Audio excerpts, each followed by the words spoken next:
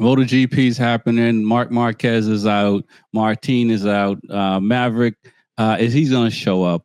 Do you think ratings will suffer because these top tier riders are not going to be at the Portugal round, which is that part of the world, man. And motorcycle racing is huge. What are your thoughts on what Bulaga, what we might see from Bulaga? Let's talk about Honda, and it's perfect because it's about Marquez. I've seen on social media some folks talk about Honda's doing really well for what they're doing, for how quickly they're coming back. But Mir and Luca is not the rider to bring them over the hump. We need to find a Mark Marquez. And, since Lewis, you have described, how unreplaceable Marquez is, please, one of you guys or all of you can just jump in at different times. Where is the next Mark Marquez to be signed for Honda? He's sitting on a KTM right now. Yeah, that's it. He's sitting on KTM. It's Acosta. The finance side of KTM and Ducati. I didn't mean to stack them against each other because for the last 3 years, Ducati's made over $1 billion a year in revenue, which is pretty impressive. Is that a huge for the motorcycle industry and they sold like under 60,000 bikes. So it's not like they sold 20 billion bikes or anything like that. Is that a huge deal for Ducati to be able to do that? Let's talk about KTM woes. It looks like the majority stake owner may be looking to try to move their shares. This white noise, how is this good for the team? And as KTM as we know it, and I know Smitty already said KTM is going to be done in 3 years. So is this what we're looking at, like another brand that may not be around in the next decade? Before we go into Super Sport, let's talk about the triple engine. I find that the triple engine does not get the same respect that the twins and the V4s and the inline four get. Is it just because they just haven't been on enough sport bikes? I mean, MV Augusta, we got Yamaha, obviously we got Triumph, which is probably well known. I find that, people love twins. They love the inline fours and the V4s, but the triple engine seems to struggle. What are you guys' thoughts on the triple engine? Should it be up there with all the characteristics of the ones I mentioned? It's the Be Forever Cool podcast, and I'm your host, Fortyfive. Join me tonight where we talk about Portugal GP coming this weekend, the business of MotoGP, riders leaving World Superbike, and more. But before we get started, let me introduce my guests in this order. Welcome to the show, Smitty. How you doing tonight? Pretty good. Yourself? Man, living the dream. Okay. We're talking about motorcycle racing. I rode my bike yesterday. So, with everything else that's going on in the world, it's nice when I can talk about motorcycles or, ride one. So how about yourself, man? So for me, riding season is done. Had my last race 2 weeks ago, the Rare GNF, which I couldn't race because I had car trouble. So that was a wash. I drove all the way to Barber, 2.5 hours. Started, car won't start. Then I got it started, drove back home, went to dealership. So terrible weekend actually. So total waste of time. But I'm here, downtime. That's it. Man, I at least you haven't totaled your car going to a race. Fair enough. Done that. I backed up 395 in the DC area for hours. Reese, welcome to the show, man. How you doing tonight? What's good, man? What's going on, man? It's good to be here. Up here in Jersey for a little bit with my parents, but all good. All right. I was gonna say something about that 70s show background you got going on. Hey, man, good old times in Jersey, right? You gotta visit the parents, man. You gotta visit the parents. No doubt. I got to do that myself in a couple of weeks. It is what it is, man. It's part of the course. So how you doing other than that? Well, I'm doing good, man. Can't complain. And just like you say, living the dream, man. Living the dream. No doubt, man. I'm excited for tonight's show and what's to come this weekend because when we think it's going to be boring, they keep adding more things for us to see. Bulaga and the Portugal GP should be very interesting. Yeah, that should be something to see. I'm looking forward to it. No doubt. Lewis, man, what's going on? Welcome to the show. How you doing tonight? I'm doing good, man. Just here for another night with you, talking the talk. Don't sound so down, Lewis, man. Come on, It's man. been good. It's been good. Last couple of weeks have been good. We've had a good amount of back and forth, some fun, and I'm looking for another good night tonight with the guys on and talking the talk. No doubt. I completely agree. So let's get it going. And like Lewis mentioned, if you haven't checked out the interview with Bobby Fong, Be Forever Cool's platform, go check it out because it was a really dope interview. It's good to hear the writer's side and give that perspective to our viewers and stuff like that. So definitely check out BeForeverCool.com or just put it in your search bar. With that said, guys, MotoGP is happening. Marc Marquez is out. Martin is out. Maverick is he's going to show up. I mean, do you guys think we'll start with Smitty? Do you think ratings will suffer because these top tier riders are not going to be at the Portugal round, which is that part of the world, man? And motorcycle racing is huge. I mean, yeah, for sure. I mean, you talk about the two top guys, the two last champions not racing. Yeah, of course it'll suffer.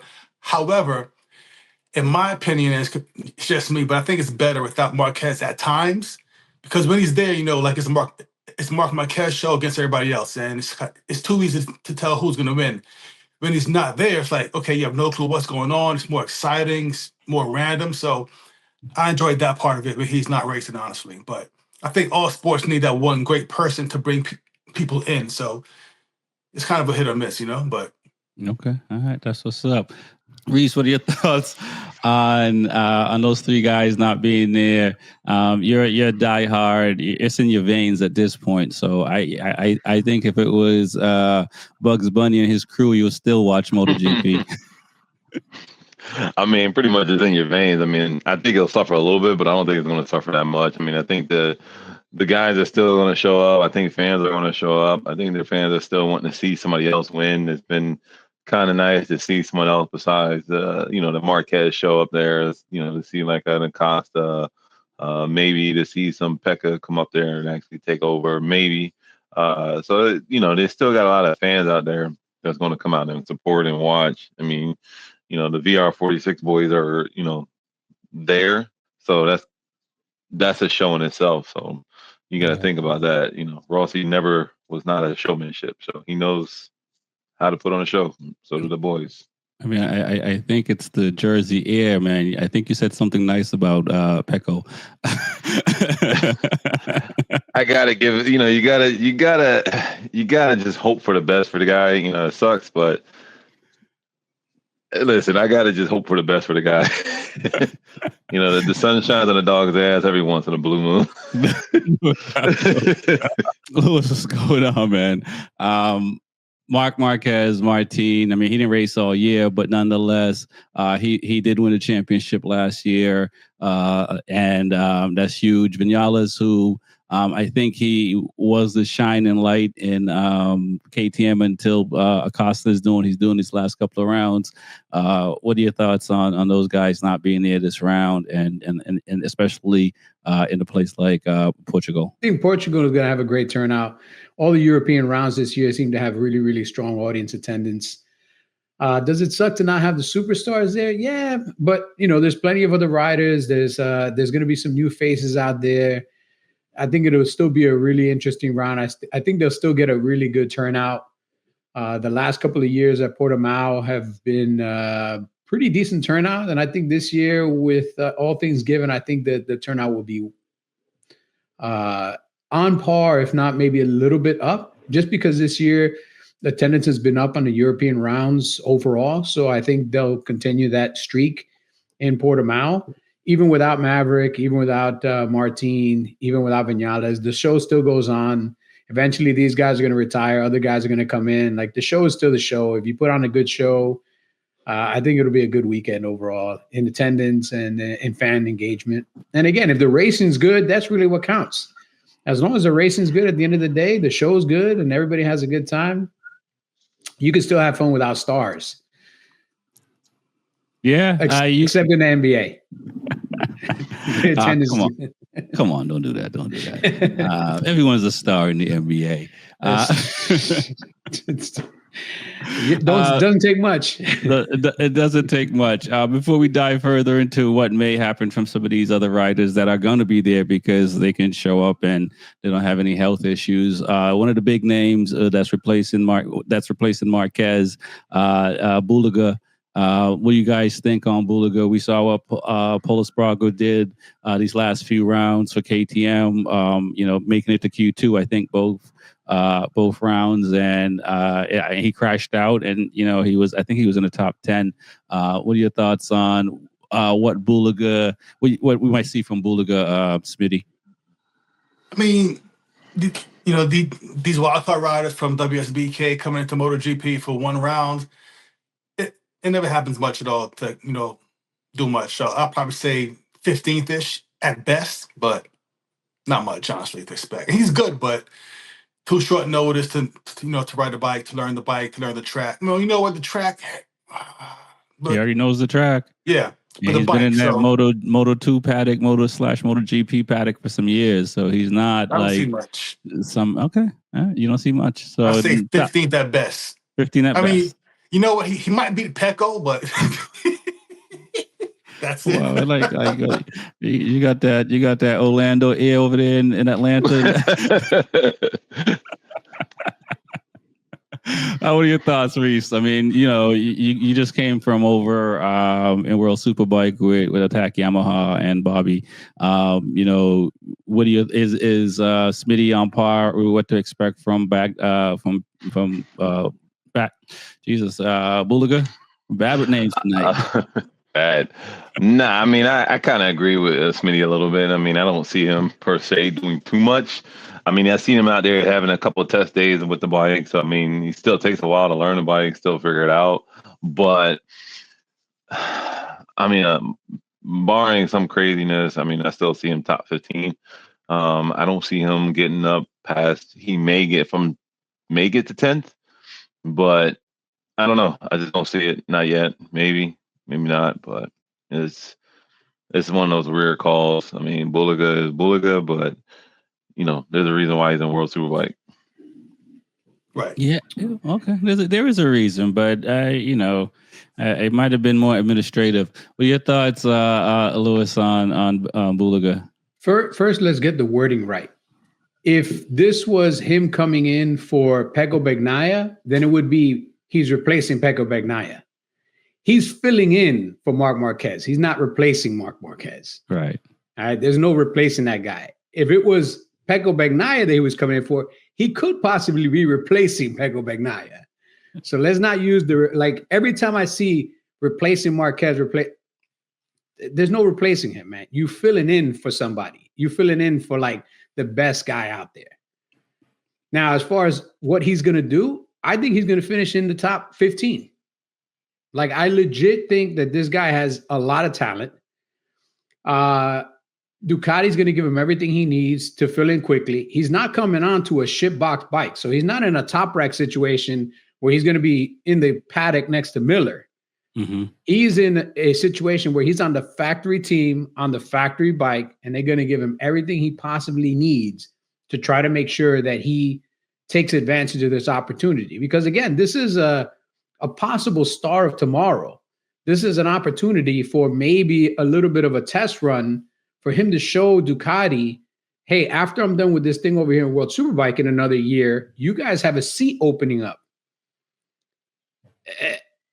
Maybe this is an audition, okay. And he has to take this as an audition. He has to take every single opportunity he has. Because remember, he hasn't been in this paddock in a long time.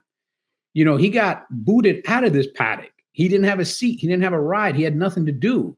And that's why he ended up back in World Supersport. Now he's back in his paddock. And even if for only 2 events, he's going to shake hands and kiss babies like nobody's ever seen. He's going to be walking around with a smile. He's going to be doing all the right things to ingratiate himself, not just to the Ducati squad, but to as many of these teams as possible. Because if he ever wants to set foot in a World MotoGP paddock again, this is his first foot in that door. Okay. All right. This is motorcycle racing is more politics than sometimes it is just talent. Because there's some non-talented riders that get into MotoGP and there's some talented riders that never do. Yeah, I hear that. You know, there was a good movie called The Replacements, man. You know, it came out in 2000. The best movie ever made. Best football movie ever made. I watch it at least 5 times a year. I didn't know. I didn't realize we have to check, you know, how we classify Marc Marquez. I mean, this is serious. I mean, you know. When Michael Jordan got on the bench, the guy that took his place was subbing for Michael Jordan. He wasn't replacing Michael Jordan. Same thing here. He's subbing for Marc Marquez. He ain't replacing him. It was like, yeah, you know, listen. Hey, Brady sub for Blitzo, and you know, it's just, like, life happens. But we'll carry on. We digress. So let's talk about Honda. I've you know, and it's perfect because it's about Marquez. I've seen on social media some folks talk about, you know, Honda's doing really well for what they're doing, for how quickly they're coming back. But Mir and Luca is not the rider to bring them over the hump. We need to find a Marc Marquez. And, you know, since Lewis, you have described, you know, how unreplaceable Marquez is, please, one of you guys or all of you can just jump in at different times. Where is the next Marc Marquez to be signed for Honda? He's sitting on a KTM right now. Yeah, that's it. He's sitting on KTM. It's Acosta. We all agree the same thing, Pedro. Yep. So that's a quick subject. So, but do you, well, let's ask a little further. Do you think that Mir and Luca can't bring these guys over the hump? I mean, Mir is the world champion, and you know, Mir in his own right, and also a Moto2 champion. Mir in his own right is a fairly, you know, he's you know, I wouldn't say on paper he's better than Danny Pedrosa, but Mir can ride. Wait, he better. Wait, he's a subpar rider. Danny doesn't have a title. Danny came at a bad time, honestly. Yeah, Danny. Hold on, Danny. I agree. Danny has the worst luck out of everybody. I'm not disputing any of that, but he had the worst luck. But Danny came up with a whole bunch of great riders. Yeah, you know, Mir got a championship by some bullshit ass luck, but not crashing, right? No, he got by luck and by us having a whole pandemic going on. As you know, he got a pandemic championship. I just checked. World champion is still world champion. Whether you win by 1 point or 100 points, you're not wrong. But he is not better right. than you win. Yeah, if you win by an inch or a mile, yeah. But you know, at least a championship could go back up in the top 5. You can't even scratch the top 5 right now. Time I turn around, you eating gravel. So, question: but the year that Mir won, I'm probably wrong, but he ain't been not one race, right?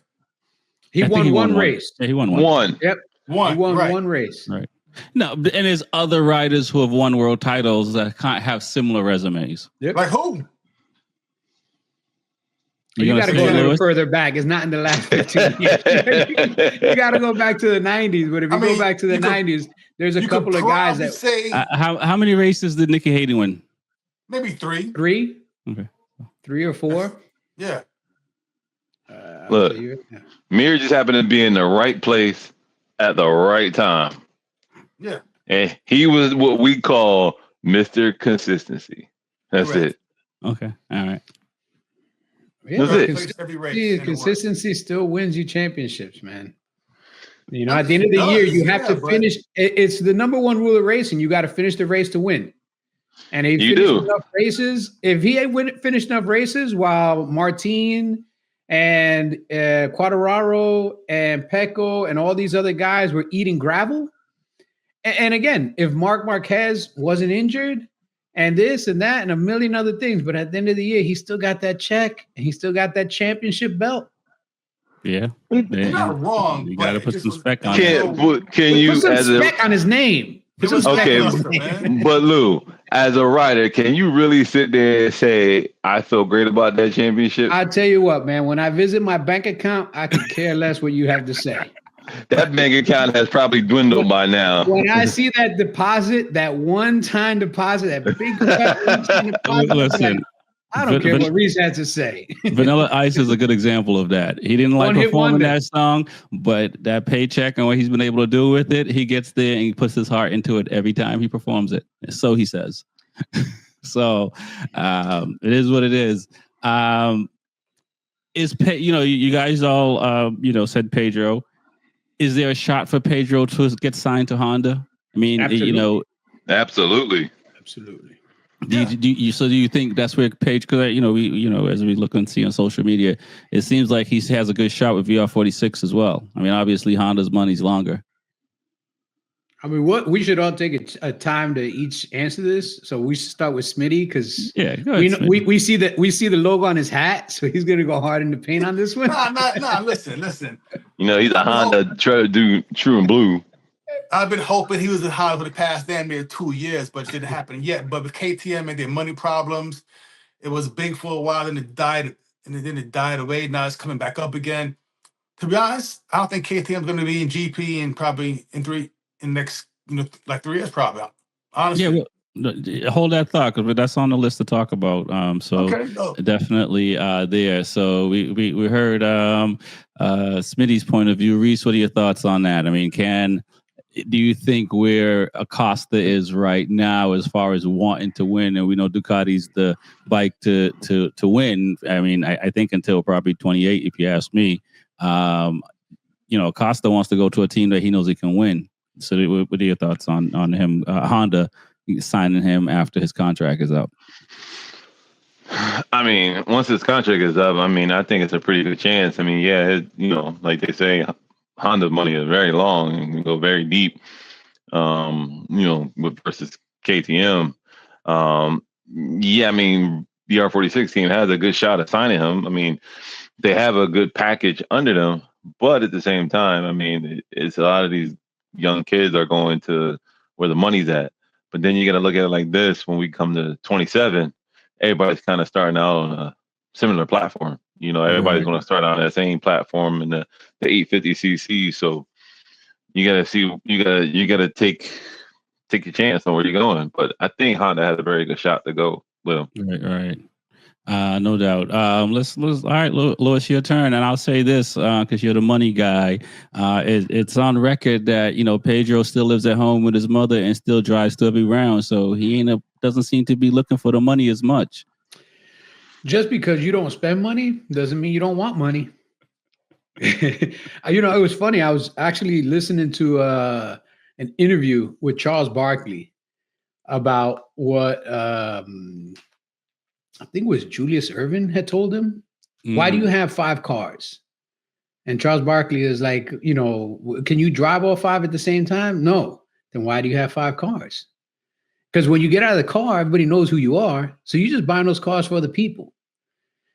So just because you don't spend the money doesn't mean you don't want the money. Okay. And you have to think of it this way also. Do you want to be the number 1 rider on a number 2 team? Because the VR46 is a satellite team. It's not a factory team. So as much as they say they get factory support and this and that, it's still a satellite team. Come on, man. Look, Martin won on a satellite team. A win is a win. Come on. A win is a win, but you can't go one way, Let me tell you something. There's a big difference in certain things when you're on a factory team versus when you're on a satellite team. With a factory team, you have more opportunities to make more money as well as more relationships because you're unlimited. Right. When you're on a satellite team, even if it's a very popular team, it's still a satellite team. Like they still have a little bit more budget constraints. They still have a little bit more of this and that. Yeah, but there's one caveat. Which is? Valentino Rossi is the big boss. He is the big boss, but you barely see him at the track. So to have someone like that come, as we have said, like, Marquez or Jordan, anybody, you have somebody come and have a conversation with you. And we've heard stories of Jordan doing this to people and stuff like that. That's changed people's lives. So, if anyone can convince Acosta to come to a satellite team, it would be Rossi. He could convince him, but again, and he knows what it takes to sign a rider like that because he is that. So he already know, what I'm saying? He's not, right? He is, but at the same time, did he re-sign his own brother? He told him to stay with the thing, but he wanted to go on a factory team. I mean, yeah, exactly. And his own brother even knew that being on a satellite team is not what you want. Well, I think as a rider, all riders want to be on factory teams, and if the opportunity presents itself, it should. But once a rider has been on a factory team like Acosta, like Marquez, and Marquez went to a satellite team to refix himself. So let's put it this way. Do you think that Acosta winning on a Ducati satellite bike versus winning on a factory Honda bike, which one is going to be more important for legacy? If take money out of it, put it for legacy. I think at the moment, Acosta going to Ducati with VR46 is like KD going to the Suns. You're on a team you're on a machine that's been winning for the last 4 years, and you can they're probably going to win next year and probably have a pretty good shot to fight in 27 for the title as well. I think for Acosta, Honda still has to prove itself. I mean, that's how this whole thing started. Honda still has to prove itself. I think as a Spaniard going to the Honda team with a Spanish team manager, with all the Spanish people that are in and around Honda, because Honda is very Spanish-centric now because of the people that are running the team. I think it behooves him to go that route versus to go the Rossi route on a team that's run by Italians, that's heavily Italian influenced, and that might not necessarily, because again, man, the VR46 squad doesn't have the greatest relationship with Spaniards for some reason. Do you think being Acosta, you want to go into that hellscape of an environment that's a little bit toxic, to be honest with you? Oh man. I mean, look, I don't know. I think that Marquez went. So he went because he's Marquez, and he didn't go to the VR46 team. He went to the Gresini team, right? But VR46 actually won Acosta, and Acosta and Valentino have a pretty decent relationship. Yeah, he's gone to the ranch and rode at the ranch. I mean, if he didn't like the man, he wouldn't show up. I don't think Marquez ran at the ranch too. No, yeah, now. And guess what? He beat Rossi's ass at his ranch, and all of a sudden their relationship went to shit. But you know what I mean. From what we can tell, because obviously we don't know personally, but there's no rift between Rossi and Acosta, and it sounds like they if KTM would have allowed Acosta to go out of his contract, Acosta would have signed a VR46. Absolutely, but the fact that he didn't, and the fact that it's going to be another year before he can, I think this gives Honda another year to build closer to a package that could attract Acosta to that team. Because as Smitty said, I don't see KTM participating at the level that they're participating right now going forward. And we'll talk about it later, but Acosta's got to find his way out. Right.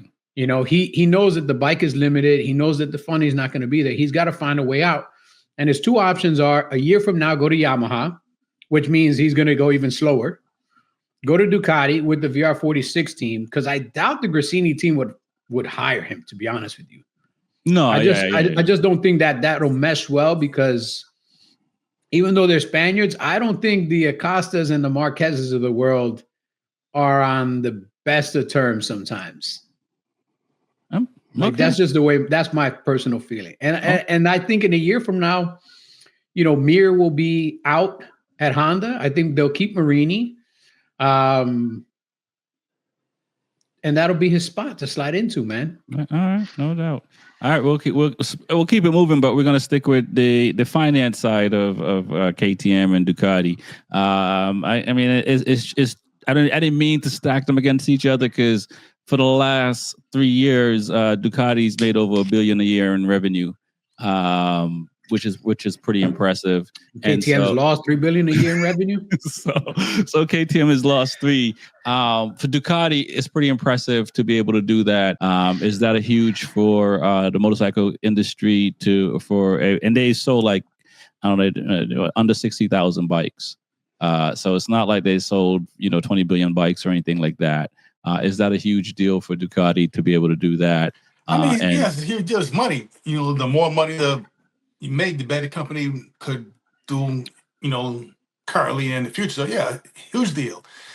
And especially being that KTM is losing money, it is a huge deal. Honda's still making money, so is Ducati, Aprilia. I don't know how they make money because to be honest, on the streets, I don't see any bikes at all, really.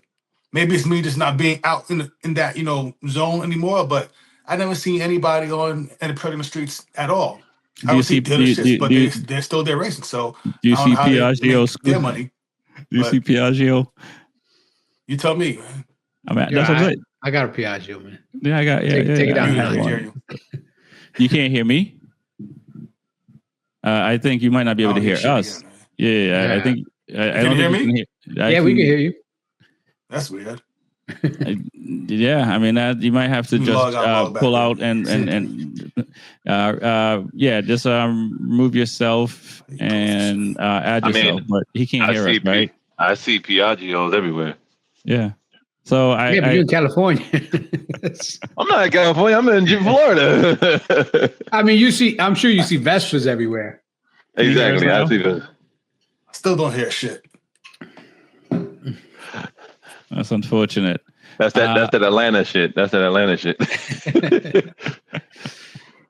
What are your thoughts, Reese, on what Ducati's has done financially, being able to do that for a small company, not too much bigger than what Aprilia is?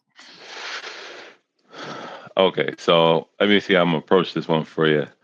So, I mean, it is great to see them do that. It is one hell of a feat for a motorcycle industry to see them. Is it good for the motorcycle industry? Yes and no, because it doesn't do nothing for the other four big brands. But I could say this coming from a dealer perspective, working in a dealership for so many years and seeing it. And it's the same old added question that you get, people, and Lou probably will know the same thing. But a lot of the young guys coming up, or even the old guys coming in, when they go to buy a Jap brand, and we're at what for an R1 or a CBR, we're at $18,000 some odd $1,000, after tax fees and all that, you're like 20 grand. So the added is why should I buy this R1 or Gixxer or CBR when I can go spend a couple more $1,000 and be part of what they call the elite brand of the Ducati and have a faster bike. So that's always what's happened. A lot of guys will buy the elite brand instead of the old brand because nothing has changed. And so for Ducati to do what they have done to sell it, yes, it's great because people are buying it. And, I respect it with their hustle and everything they've done. And, it makes everybody else step their game up a little bit or try to. But it's also nice for Ducati when you got that Volkswagen company with Lamborghini sitting behind you, splotting out a whole bunch of cash. And a lot of people are like, no, they're not. I'm like, well, you got to look how many Lamborghini editions they put out. And trust me, they sell out every year that Lamborghini edition comes. Yeah. No, I think Ducati lucked out being purchased by a car company or a company that actually want them to succeed, because we've seen other companies get bought and ripped apart and sold and well, there's a lot of car companies that own manufacturers like the rights, or like I found out, I didn't even know for years, Toyota owns part of Yamaha. Really? Yeah. So what are your thoughts? Well, where are they at? What are your thoughts, Mr. Finance? All right. So let me get a little bit. So what Ducati's done is impressive, but you do have to understand that overall sales compared to the year prior were down about 6%. So even though they sold over 50,000 units in 2024, they were down 6% from 2023. Now, 2022 and 2023 had, especially in the U.S. market, which is a very big market for Ducati, we had that influx of fake money due to COVID and so forth. And a lot of people had pent up spending anguish. They just wanted to get money out in 21, 22, even trickled over a little to 23. 24, even though they crested over 50,000 units sold, they were still down about 6% from the previous year. Mhm. But it still shows that there is a market for these specific bikes. You know, they keep investing in these bikes and giving people a reason to buy these motorcycles. And 50,000 units might not seem like a lot, but it is a huge amount when you think about the fact that the average price of a Ducati is almost $20,000. So, you know, it's not like you're buying $7,000 or $8,000 CBR 500s or Ninja 400s or things like that. Like, you're buying a premium motorcycle. You're spending on average about $20,000. So 50,000 motorcycles at $20,000 on average is a very good return on investment. And if they can keep that 50,000 unit average, they'll do very, very well for the next 2, 3, 4 years. The thing is that's helping them is they're the only company that's actively, constantly developing bikes in this segment. Okay. On top of all the other segments they're getting into, you know, now they have a motocross bike or a dirt bike, and that's going to have a couple of different variants. It's going to have a trail version. It's going to have this. It's going to have that. They keep investing in the right markets. Their multistrada is adaptable to a couple of different types of riding. Their V2 motor and their V4 motor are going into a lot of different platforms. And this is what they're doing that nobody else is doing. None of the Jap bike companies are doing this. All the Jap bike companies are focusing on volume at a lower price versus quality and technology and performance at a higher price. Because at $20,000, this has always been the problem. At $20,000, would you rather buy a Ducati V4 or buy a fucking 15-year-old piece of shit R1 again? Right. Mm-hmm. I mean, listen, when, you know, Wendy's meal is $15 today, there's a lot of inflation happening. So, I mean, how much of that is inflation versus just having a more expensive brand? Because Yeah, but you can't blame it all on inflation, because if you rolling out the same old shit box for 15 years and telling me it costs more to make it, well, how's this company making something better and newer and more different? For that, you know, and this is where the used bike market comes in. People always complain, oh, you know, if you want to vote with your dollars, go to the dealership and buy a bike. Well, guess what, man? If I buy today's bike, I could buy an 8-year-old bike that looks exactly like today's bike. But hold on now. Which almost the Kawasaki, all this, the new one. man, this shit got a fucking ZX6 front end and 2 wings. It's the same shit box underneath. Oh, like it's a fucking all winglet. new ZX10. This shit got a ZX6 front end and 2 wings that look like they got them from Temu. I like come on, man. Bullshit, man. yeah, but we'll talk about KTM after this. But I'll say this: the used motorcycle market, because I do pay attention to it. It needs to come down because the prices are so close to brand new. When you say 8-year-old bike, the 8-year-old bikes that are like $3,000 less than a new bike. Yeah, no, and that's that. I mean, that is that's a positive and a negative, because if the price is high and I can get a new bike for $3,000 more, then you're going to probably sell a new bike in place of that. But also, if the prices are high in the used market, it deters new riders from getting into the market. Because I would like to get an R6, but people are still asking $15,000 for a 7-year-old R6. Yeah, that's what I'm saying. The prices are too high. Mm-hmm. I can't get a CBR 600 because they don't exist. So I got to buy a 2009 CBR 600 that's beat to shit, and they still want $7,000 for it. Like, this is the problem, man. Like, we don't have a used market that can pull in new people, and we don't have a new market priced competitive to give people a reason to buy new. Right. And it's all the Japanese brands. Whereas Ducati, even though they're a little bit more expensive, every couple of years they give you a reason to buy a new Ducati. We went from a V2 to a V4. We went from a V4 this to a V4 that. We do, they actually hurt themselves because they're constantly bringing out so many new models that they devalue the products that are old.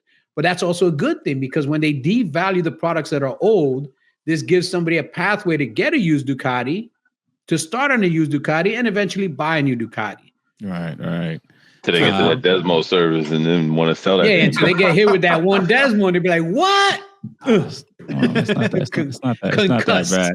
Concussed. Let's talk about KTM woes. It looks like the majority stake owner may be looking to try to move their shares. It looks like they're following suit with maybe Amazon and laying off some of these CEO, these white collar workers. This white noise, how is this good for the team? And is can as KTM as we know it, and I know Smitty already said KTM is going to be done in 3 years. So is this what we're looking at, like another brand that may not be around in the next decade? So I think their problem's going to just keep them alive for the next couple of years. But I think even right now, currently, just hearing that, hey, we're bankrupt, laying off, but it's a mental distraction, and guys don't want that, especially, the rider. It's like, okay, well, next year, should I stay here? Is the bike gonna be better? Would they have money?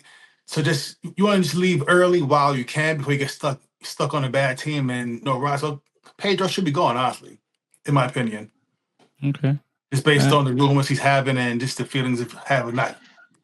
It's like you feel it's uncertain, you know what I'm saying? And I don't feel good.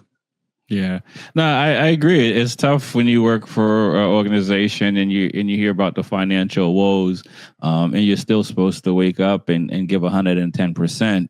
Yeah. And you don't know what's going to happen. So it's a weird space to be in if you've been in a space like that, because I'm in that space now. Shit, man. Yes, you are. Yeah. And you're essential and critical piece to making this thing flow. So it's like, yeah, you right. I don't want to necessarily put that out on the show, but how do you stay motivated? Man. You take sick days. It's like you go to work, you don't get paid. Payday was last week. My check said 0. It's gonna say 0 next week, but aircraft still gotta fly. So that's what air traffic controllers do. Make keep the air safe. So that's it.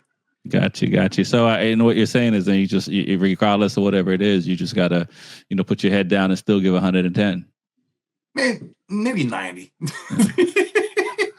So I can blame you for all the delays and my delay today, man. Blame your ass. No, yes, you can, because we're short staff and it creates staffing triggers. Yeah, I was gonna say, yeah. And if everyone's giving 90%, then eventually you can blame us for that. It goes. But all right, we'll move on. I'm gonna need you to give 100%, man. Next time, I'm tired of being late on my flights, man. Jesus Christ. We're gonna have to get you some gift cards, Smitty, or something, to get you motivated. Instead of pizza at work, right? Yeah. What are your thoughts, Reese, man, on KTM woes? And is it just noise, or this can't be noise at this point, right? You at some point you got to start saying, there's a problem. I mean, I don't think it's noise. I think it can be a problem. I mean, it's going to cause a distraction with the team. I mean, as after a while, you got to start looking at it and be like, man, what's really going on? Are we going to have a job? Are we going to get what's the deal? You know what I mean? What's the deal? Like it causes a distraction for the riders and team. You know what I mean? You're not fully focused. It does hurt you, man. It really does. I don't see them being around for after the next 3 years. I mean, they may be. The problem I see is we don't know. We're going into a whole new. It's really not a whole new era on the 27. You know what I mean? But it's kind of a different approach. Where instead of, how much are we going to either save, spend, or what are we doing? Because we're coming down from 1,000 to an 850. So what's the deal there? Where we're going? So it's a whole bunch of different errors on everything. So that could be a saving grace. All right. And do you think it's more corporate people at KTM than it is motorcyclists or enthusiasts or racers at heart? Because to spend a lot of money to go racing, you gotta love it. You can't. There's nothing else. I mean, do you think stakeholders are just kind of saying, hey, we need to show profit. I need some return on my investments? No, I mean it's just like even anybody, when you get the new guys in, the big guys in, they're looking to see where they can save money, slash money here, slash money here, save money here, budget cut there, budget cut there. It's always when the new guys come in, they're trying to do budget cuts and save as much money as they can. Not understanding certain perspectives, and unfortunately, hopefully, this guy understands that if you don't race, no one's really buying your product. It's like, without somebody without your brand of in this industry of sports, if you don't race and no one sees it, how are you expecting to sell anything? Right. You're not going to sell anything. You're just going to be left in the dust, kind of. Hey, Lewis, man, is it time to start, brushing up the resume, or do you give 90% like Smitty? I mean, it sucks to be working for a company that is in this kind of financial straits that they are right now. I mean, obviously they're trying to work their way out of it. They're restructuring. The hardest thing in the world is try to restructure debt. You have to work with banks, you have to work with lenders, creditors, investors. Everybody has to be on the same page, and everybody has to be willing to save the product, not just save their own asses. Mm-hmm. And, you only need one group to say, well, we only want to save our own asses, and kind of throw the whole thing into turmoil. Like, everybody has to be in agreement. Look, we've already lost this much. How much more are we willing to lose before we pull the plug on this? Do I think KTM will survive as a brand? I think the brand will survive. I think what we'll see from the brand will change significantly. I mean, they're still trying to innovate. They just launched a new bike. They've been showing production videos of the RC. This is, what they believe is going to be their first step in kind of moving back into the market with a new product at a great price point. I mean, I've looked at the bike. I've looked at some of the specs. What they're selling at that price is pretty nice, man. What's the price point? Because I know they had that, what is it, the RC8 that was like 60 grand? No. So they have an RC, what is it, 9? Like the 890? 890. Okay. Oh, okay. And that's like, yeah. Yeah. And I mean, again, this is, you're looking at something that's more along the lines of, what's considered now a super sport. 3 years ago, it'd be a twins bike, but it's considered a super sport. And early sales projections on that seem pretty positive. Early sales projections on it have it, selling decently well to launch. But the biggest problem with KTM is they've been known as an off-road brand for almost their entire life. And then they got onto on-road motorcycles outside of like their super adventure and so forth. They were always considered an off-road dual sport type of bike. They get into the road market.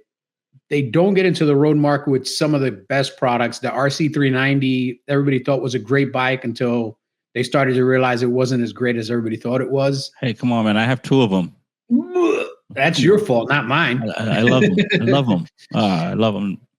But if you crash them, they're not the most friendly bikes to fix. And unfortunately, crashing is part of building a cheap bike. Yeah. So you have to build it, when you build a uniframe bodied bike, a trellis frame, and the subframe is welded onto the main frame, and you crash, your whole bike is totaled. This is why on conventional sport bikes, you have a subframe that connects one part of the bike to the main frame.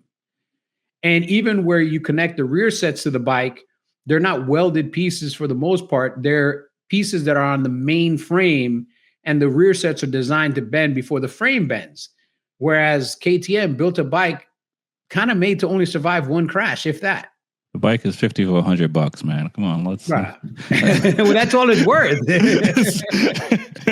But I think they learned from the RC390. This new bike looks like it has a lot of different pieces that address a lot of the concerns that the RC390 presented. Mm-hmm.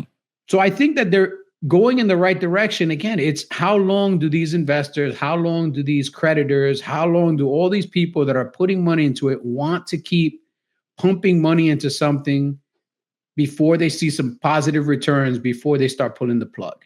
Right. And the first thing you got to do is you got to cut expenses. You got to cut corners. Right now they're talking about moving all production to the Asian markets, to Indonesia and places like that, to try to get the cost down, trying to reduce overlap in development people. So instead of having 20 development people, maybe cut it down to 8 development people, or cut here, cut there. Like they're trying to find ways to stay profitable, cut overall spending, and keep coming to the market. If they don't go positive in the next 36 months, then that's when you really got to start to worry. On the GP front, the one saving grace on the GP front is the new owner of Tech 3.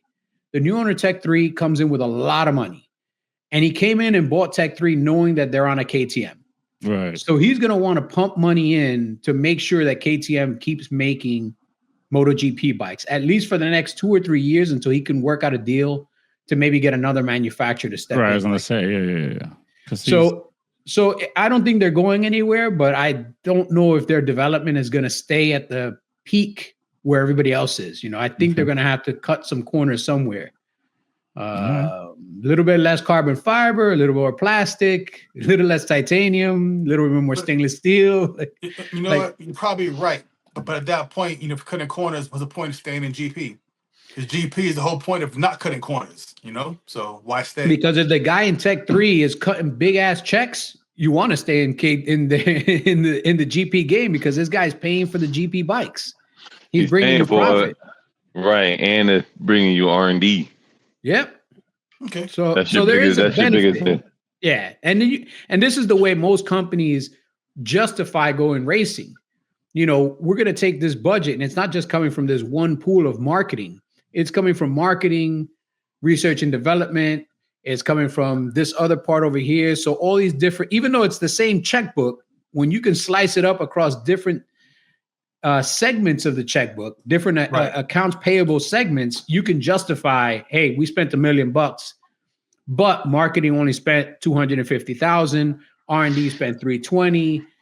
This other department spent 245. I mean, that's accounting. It's a funny game, man. You get one big number, but when you cut it up into 7 different departments, it's not that big. Not that big a deal. Speaking of cutting up, before we go into Super Sport, let's talk about the triple engine. I find that the triple engine does not get the same respect that the twins and the V4s and the inline four get. Is it just because they just haven't been on enough sport bikes? I mean, at MV Augusta, we got Yamaha, obviously we got Triumph, which is probably well known. I find that, people love twins. They love the inline fours and the V4s, but the triple engine seems to struggle. What are you guys' thoughts on the triple engine? Should it be up there with all the characteristics of the ones I mentioned? I mean, it should be, but because it's in the middle, it doesn't have the same. The twin has that deep, throaty sound. The inline fours have the high pitch, high revving sound. The triple just like it's stuck in the middle. It's like the middle child almost. No one likes it really. It's like the kid that's the oldest one. Is in charge. The young kid is the baby, gets spoiled. The middle kid's like, yo, hello, I'm here. That's how the triple is. No one cares about it. Man, I'm glad I'm the youngest. Because it's not like the best of both worlds. It's just stuck in the middle of both worlds. No. And it's a good bike, but it's just I know a triple. No one cares. Reese, what are your thoughts on you've been in sales, you've been in racing, you're a fan of the triple moto. What are your thoughts on the triple engine, Reese? I mean, you got one in your back in your race garage? Nah, I don't have one in my race garage, not yet, but I'm working on one. I'm working on another one. So, but I mean, I think the triple is a good bike, man. I mean, everyone sits here, sleeps on it, and takes it for granted. But the power that it can actually produce, and for the low end torque coming out of a hole, is actually good. And then like I said with the R9, I mean, we actually have the same power as the R6 almost that we built up. I mean, you got to look what they're trying to do. They're trying to take a lot of RPMs away from the R9. So, I mean, the sleep, and then what Smitty says is true. I mean, it's like it's somewhere in the middle, the triple. But the sound that it actually has, it's like almost like a buzzing sound. It's like a weird buzz to it, which actually sounds unique. And it's the same thing as what people used to say when the R1 came out. It sounds like a Ducati. Now everybody loves the sound. It's like, it eventually grows on people. So I think people sitting there sleeping on a triple is actually kind of insane. Just because what it puts out and produce, it's something different. All right, I do Lewis. like the R1 sound though. I do like it. Yeah. See, yeah. point in case. I do like it. I proved my point. Can't even hate. It does sound good, man. What are your thoughts, Lewis, on the triple engine and why more people should go purchase one? I mean, the triple engine, if you know the bikes that have used it over the past 15 years or so, I mean, the most common triple that was out there for a long time was the Triumph. Like Triumph was known as the company to buy a triple from. They had a great motor. It was super reliable. It produced really clean power, good torque. Like it had all the positives of a V twin and none of the negatives. And it had a lot of the positive of inline four and none of the negatives. The biggest drawback of the triple was it kind of had a cap on horsepower for a long time. Like it could only produce so much without going to a bigger CC motor or going. I think the Tiger triple or something was like 1200 cc's. Like you really needed to bore it out to try to get power. But now they can build a lot of power out of a triple. Like an 800 cc triple can produce 130 plus horsepower. And right now in Moto 2, all the motors are triples, and you see that the bikes are fast, man. I mean, everybody says that the bikes are way better than when they had the CBR 600 RR inline four when Honda was producing the motors for Moto 2. So I think it's just a matter that not enough people have been introduced to a triple, and now they're kind of being introduced to a triple, and some of them are adopting it, and some of them are just fighting against it because they only want a 4-cylinder or they only want a V twin. They kind of want to stay away from like this weird 3-cylinder thing, but it's a clean motor. It creates great torque. It's very linear power. It doesn't destroy rear tires as much as like a twin does, because twins put down a lot of torque, so they tear up rear tires. I think as more people get used to them, as more manufacturers build them, and they build them the right way. Like you can't just build a triple without good power, without good power output, without linear torque. If you build the right triple, it'll sell. But if you build the wrong triple, or you build the right triple and put it in the wrong bike, it doesn't help the bike and it doesn't help the motor, because people are just going to assume because the bike sucks, well, the motor sucks. And it could just be that the bike sucks. Like the bike is just not a well-built bike, doesn't have the right components, doesn't have a strong triple tree, doesn't have good forks, doesn't have good brakes, whatever it is. And now all of a sudden, because this motor is in that bike, everything sucks. It's not just the motor. True. I hear that. I want one. I'm gonna get one. You want one?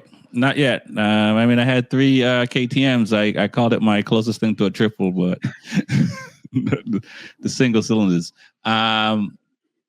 Michael Ruben Rinaldi leaving World Superbike full time. Agata is going back to Supersport, where he's won 2 titles.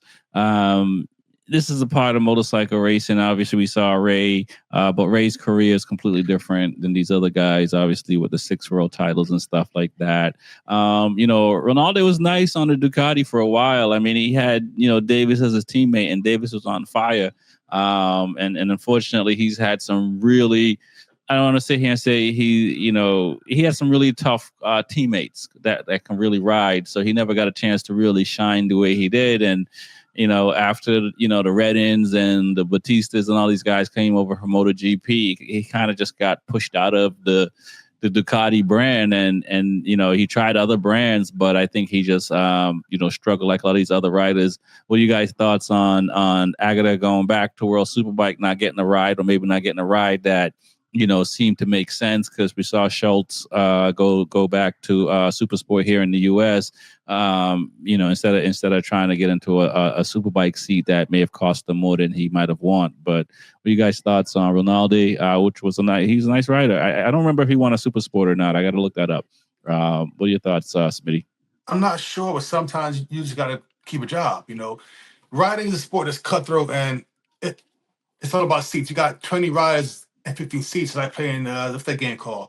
Les Musical Chairs. Sometimes seats not there, so you got to go down a class, ride for like a year or two, show that you still got it, and then hopefully move back up. So I think Scopes is something we talked about like a little bit.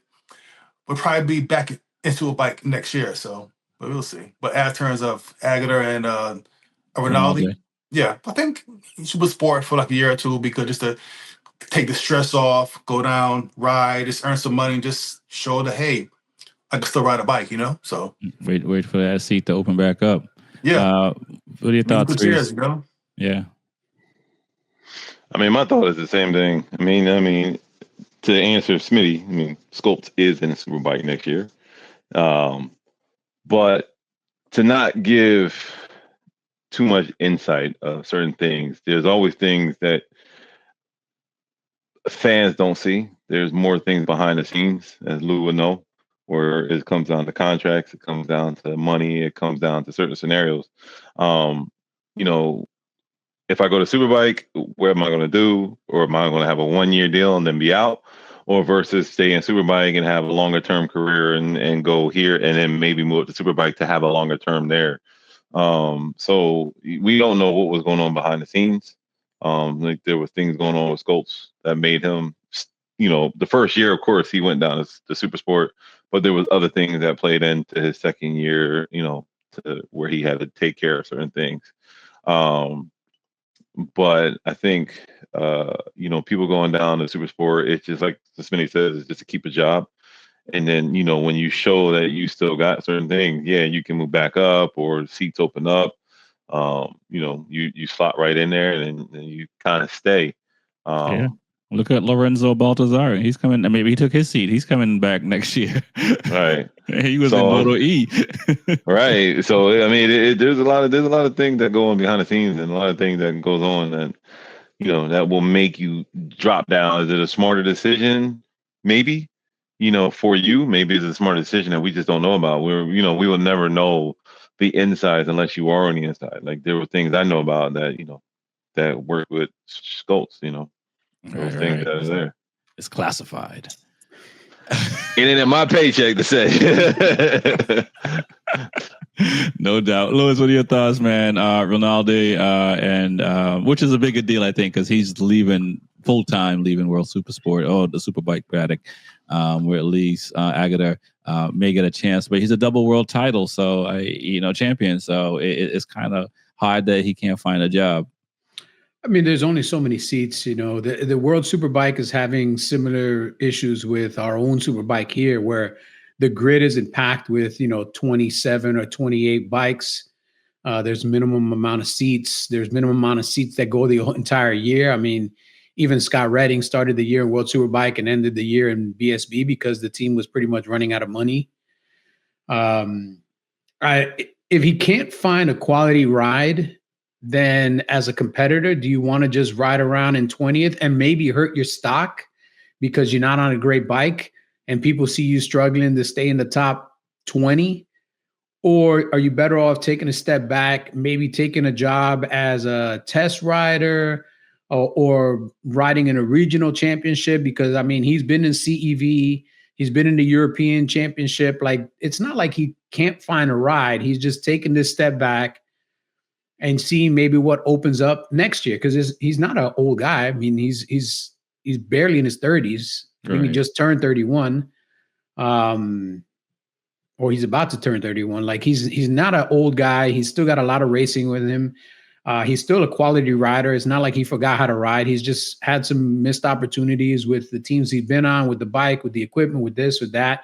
He did have a couple of crashes, missed some races. So he's just had this unsteady career over the last few years where it's had some peaks, it had some valleys. He didn't find a ride for next year, so he's just taking a step back. And I think he will throw his hat back into the rider market when the rider market makes itself available. Gotcha. And if he gets opportunity, he gets an opportunity. You never know what can happen in racing. I mean, he could be sitting home, somebody gets hurt, somebody calls him up, all of a sudden he comes back, he's in great shape to ride, and he does great on that as a fill-in rider. Again, not a replacement, just filling in. But again, it's an audition to show people, hey, I'm still here. I'm still a quality rider. I still know how to go fast and, get an opportunity somewhere else down the road. I would hate to think that at his age, it's over for him, because it's not like he has some debilitating injury that's keeping him from riding. Right. His only injury right now is he can't find a quality ride. He couldn't get signed, and so he has to sit out for a year. Right. Now, guys, is it time for him to start looking at the US? Is it, we were talking about this before the show started. Is it, should these younger riders that are not getting rides start to look at, different country championships instead of maybe trying to stay in World Superbike or MotoGP? Because we saw what Petrucci was able to come and do. We see some of these other riders coming over. You finished second in the championship. What are you talking about? He didn't win. Look, we thought. Listen, tough crowd. Initially, no. Hold on. Initially, hey, MotoGP guy coming down to Mo America, he gonna mop everybody up on a good bike. It didn't happen, and he came in here and Jake bust his ass, man, straight up. But one rider. It doesn't matter. And Jake bust everybody's ass. Because Jake does bust everybody. You got it. A ton of guys thought that he would have came here and been unbeatable. Well, I mean, listen, it's his. I'll defend him a little bit and we'll move on. But it's his first year here, learning the tracks, all that. And he cried every race and complained about about shit. And he still shit. finished second place in the championship. It's not like he finished 10th. And we run some shit tires, a Dunlop. I mean, like it's that's pretty impressive to finish, second in the championship for your first year. And I mean, Redden did better at BSB because he won a champion. But okay, man, off with his head, Smitty, right? Even he thought he would come in and whoop everybody ass. Man, he came in confident as hell, and I understand it happens. And then next year, then came the short guy, Hector Barber, right? He bust everybody's ass but one person. Come on, I'm just saying, man. It's like it's not like he was saying, all right. The Europeans think over here's a joke, and it's not a joke, man. That's all I'm saying. Fair enough. I didn't get That's that. My only point. You were there. But is it accurate what Smitty's saying that Petrucci was over here whistling at all our women? I mean, it's the same thing if we go over there. You know what I mean? It's learn a different track, learn a different, the style of racing, and then Lewis knows the biggest factor is the tires. That's a big factor. The tires is a big factor. A lot of people don't understand that. They're coming from top-notch quality Pirellis, and we're coming to bowling ball Dunlops. So I mean, we'll see what the new spec has, but that plays a factor in your setup with the bike. That does. Bobby told y'all, riding from the Pirellis to the Dunlops, he was just like, yo, this complete night and day. It is a complete night and day game. He test rode the Pirellis and he was like, yo, can we get these? Like, use these over here, And so it's a whole nother game, and you got to come over here and learn this track, learn a style of riding. Then you're trying to get the crew, learn the crew, then the different bike, the different setup, the different gearing, and it's a whole nother game, man. All right, so okay, Lewis. I mean, That's Lewis trying to come into my world playing basketball. I'm gonna bust his ass. If I come in second, I still did as good as Petrucci. I know that's the first loser, but come on, man, that check is still the second biggest. Yep. Hey, didn't Nelly say it too? Nobody remembers. And speaking of checks, this is a big thing to think about when guys from Europe want to come to the U.S. We don't have the deepest pockets in the world here. The pockets here are a little bit shallower. They don't go as deep. They don't have as much green. Whereas, the guys that are currently in World Superbike and these other world-class championships, they're used to getting checks that are pretty decent. They're used to getting the expenses of travel getting paid for. They're used to a lot of things. And when you come to the U.S., what will it take you as a top rider? And I'm not saying like a Valentino Rossi, because if all the teams in the paddock got all their checks together, I don't think they could get Valentino Rossi to come here and race here for one season. But like a Danilo Petrucci, how much do you think it actually took between Ducati and his team to pay him to justify him coming here to race for a year? He got a Gillette razor deal, didn't he? Well, he didn't use it because he's heavy as shit. But I'm saying he should have got a Manscaped deal. He would have made bank on that. What are the numbers looking like roughly for to get a rider like that? Roughly, they gotta have the opportunity to walk away with $500,000. Like walk away with $500,000. Because you got to justify living here for, like I said earlier, 8 months out of the year. Because you got to come here, you got to stay here, you got to test here, you got to ride here, you got to test here. You know, everything you got to do is here. So for 8 or 9 months, you got to uproot yourself and maybe your family, or you come by yourself, you leave your wife and your kids over there. You got to travel back and forth a couple of times a month. You got housing expenses, you got this, you got that. And what a lot of people don't realize is a lot of the races in the US, they're considered independent contractors. So you're not an employee, you're an independent contractor. You get paid as an independent contractor, which means the companies that are paying you aren't paying for your health insurance. So now you got to cover that expense. The companies that are paying for you aren't necessarily paying for your flight and your travel. You got to pay that expense. They might not be paying for your hotel. You got to pay that expense. So if you don't have the right contract, that $400,000 after taxes, especially if you're based here in the US and you live in California, that $400,000 right off the bat is not $400,000. It's about $200,000, maybe about $180,000. Doesn't weigh the same. And that $180,000, now you take away food, travel, expenses, housing, blah, blah, blah, blah, blah. That 180 just became like 110. So unless you got a good contingency package to get you back up over, like at $400,000, is it even worth to come to the US and race a season? You know, for us, for me and you give me $400,000, man, you'll have to pay me another $300 to get off the track. For these guys that are doing this full time to come here for $400,000 and walk away with maybe $180,000, like I'd rather stay in Europe and race in one of their regional championships. I can make the same amount of money and I don't have to travel halfway across the world. Gotcha. Learn new tracks, ride on shittier tires, be in a paddock that, you know, is not bringing me more opportunities. Man, it's numbers. It's going to be tough to but you know, I mean, obviously we see Bradley Smith, Lois Baz, and we've seen other riders come through. So it seems like some teams are able to get 1 or 2 people to come over, but not a lot.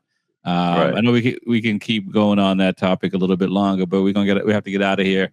I was gonna say, fellas, I gotta go, so I gotta take off. All right, no doubt. We'll piece it out there then, man. It's the Be Forever Cool podcast. My name is Rex 45. I want to thank Smitty, Reese, and Lewis for coming on. Peace. Peace.